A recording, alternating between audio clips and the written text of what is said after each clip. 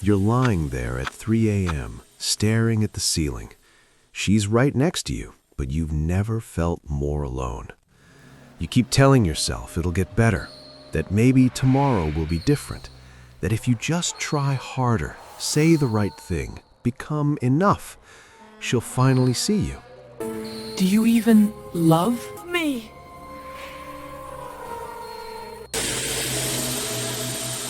But deep down, you already know the truth. You're not staying because it's good.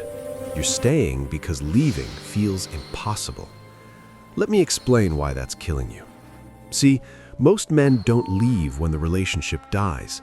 They leave months, sometimes years after it's already over. They stay in the corpse of something that used to be alive, hoping it'll breathe again.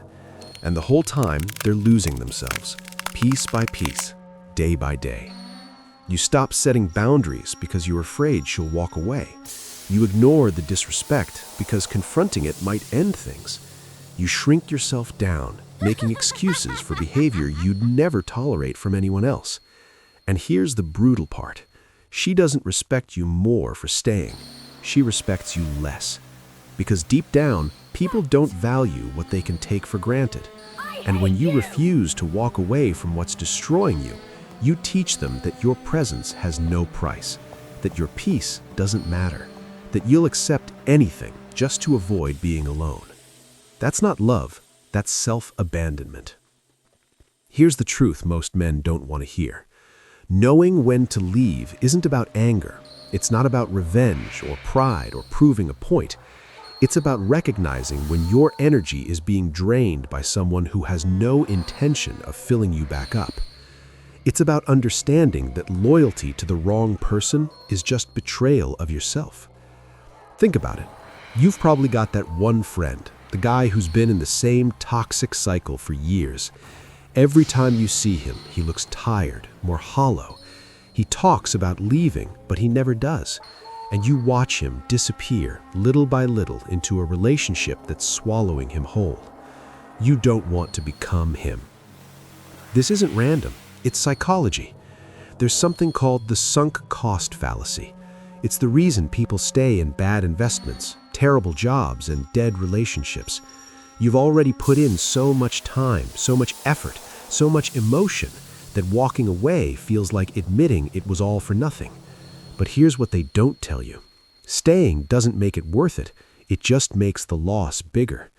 Because every extra day you spend in the wrong place is a day you're not spending building the life you actually want. You're not healing. You're not growing. You're not meeting the person who would actually choose you back. You're just bleeding out slowly, calling it love.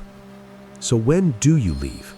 You leave when the excuses run out, when you've communicated, set boundaries, and given chances, and nothing changes. When her words and her actions live in two different worlds, when you realize you're the only one fighting for something she stopped caring about months ago. You leave when staying starts to cost you your self-respect. Not your ego, your self-respect. There's a difference. Your ego wants to win the argument, to be right, to make her regret it. Your self-respect just wants peace. It doesn't need the last word. It doesn't need closure from someone who was never honest to begin with. It just knows when enough is enough. And here's what happens when you finally walk away. At first, it feels like you made a mistake. You'll miss her. You'll question yourself. You'll wonder if you were too harsh, too quick, too cold. That's normal. That's your heart catching up to what your mind already knew. But then, slowly, something shifts. You start sleeping better. You stop checking your phone every 5 minutes. You remember what it feels like to laugh without that knot in your chest.